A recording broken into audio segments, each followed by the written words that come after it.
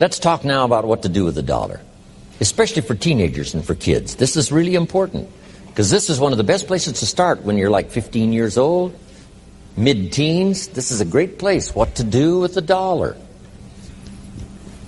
Now, here's the tendency on attitude, because attitude determines so much of our lives.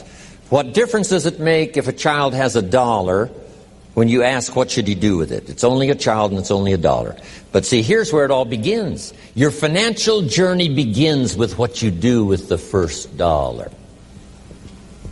That's where it begins. Now, sure, you can do the wrong things and finally correct that and get on a better path, but it all begins on what you do with your resources. Jot this phrase down. It's one of the best for the weekend. Here's the 2 challenges of life. Number 1, the development of our full potential. That's challenge number 1. Challenge number 2 is the wise use of all our resources. That sums up life in general. The development of all of our potential and the wise use of all our resources. One of our resources is time, and we talked about that. Now we're going to talk about the wise resource called money. And let me share with you now a little plan. Because when I met Shof, and he asked me about my financial condition, he said, how much money have you saved and invested the last 6 years? And I said 0. He said, not a good number. Here's what I told him. If I had more money, I'd have a better plan. Now jot this down, because here's what he said. If you had a better plan, you would have more money. Next key phrase, it's not the amount that counts, it's the plan that counts. So let's start with something now as seemingly as small as $1. What should you do with it? Here's what we teach, teenagers especially. You should never spend more than 70 cents. Never spend more than 70 cents of each dollar you earn, or each dollar that comes your way, by gift or by labor. Now, you've got to have some plan what to do with your dollar.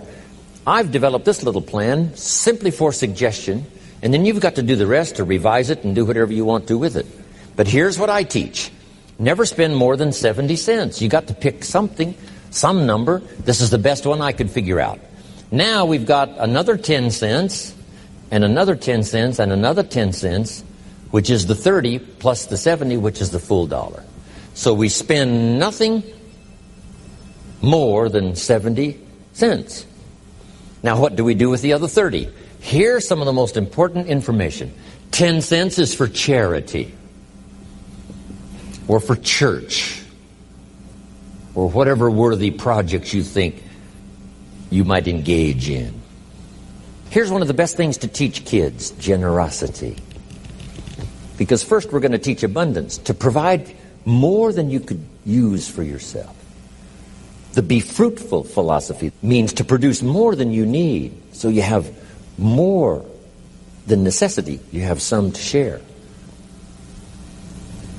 Some churches teach a 10%, a tithe they call it, which is fine. The key is to either administer this 10 cents yourself or to give it to some institution, a church or whatever, and let them spread it around. Let them put it where it's needed.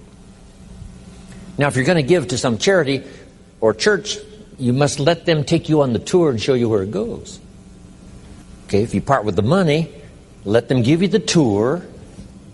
Here's where the 10% goes if you're going to tithe. Because now that gives you great joy to give 10%. Because you say, hey, here's what it's doing, here's what it's doing, here's where it's going, here's who gets it. Okay? Now the next 10 cents is called the use of capital. Here's what capital and capitalism is. So jot this down. Capital is any value you set aside. Capital is any value you set aside to be invested in an enterprise that brings value to the marketplace, hoping to make a profit. That's what capital and capitalism is. I can say it in one sentence. Capital is any value you set aside to be invested in an enterprise that brings value to the marketplace, hoping to make a profit. Now, the capital is the value you set aside. taking capital and investing it in an enterprise and bringing the value to the marketplace we call capitalism. Capital and capitalism. Now, who can understand this? First of all, the farmers understand it. Here's what seed corn is. It's capital. It's seed corn means the seed that you set aside to be planted in the ground, take care of in the summer, hoping to have a profit and a harvest in the fall. So the farmer sets aside his seed corn. Question, would he let his family eat it? No, this seed is not to be eaten. It's to be invested in the ground, to take a risk, cared for in the summer, harvested and multiplied in the fall. That's it. Now the same is true of some of your money. If you set aside, and I suggest, part of your capital should be set aside for an enterprise to show a profit.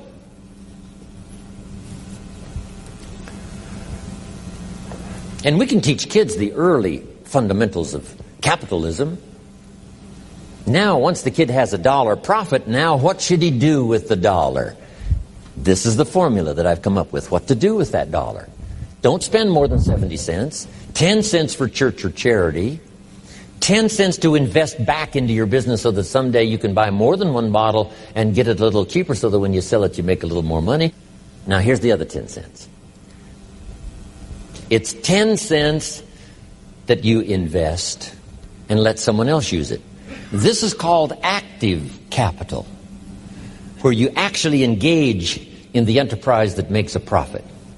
Now another 10 cents is for passive capital, where you let someone use this 10 cents out of every dollar. You put it in a bank that pays interest. They use it and they pay you for the use of this money. That's called passive capital. So we've got active capital and passive capital. Maybe you invest this in a stock eventually if you have enough money, and the stock pays you dividends, and also there may be an increase in the value of the stock. So this is the little formula I come up with: 70, 10, 10, and 10. It's very simple. And kids can figure it out, kids can understand it. Enterprises that kids can be involved in starting early. Now, when you first start, if you're an adult now, you may be in such bad shape financially that you couldn't do the 70, 10, 10, and 10. If you're in real bad shape, you may have to do the 97, 1, 1, and 1. Because it may take this to pay your bills if you haven't had a good plan up until now. But jot this down now. It's not the amount that counts, it's the plan that counts. So let's say you were in such poor financial shape, you had to start 97, 1 for charity, 1%, another 1% for active capital, another 1% for passive. Now here's the key. To get these numbers starting up and get this number starting down. If you will actually do this, you can't believe how exciting it is to watch the numbers change. Remember what Shoaff said. If you will change what? Everything will change for you. If you start to change, I'm telling you, these numbers will start to change. And the first thing you know, these numbers keep going up, up, up, up, up, until finally you can get to the 70, 10, 10, and 10.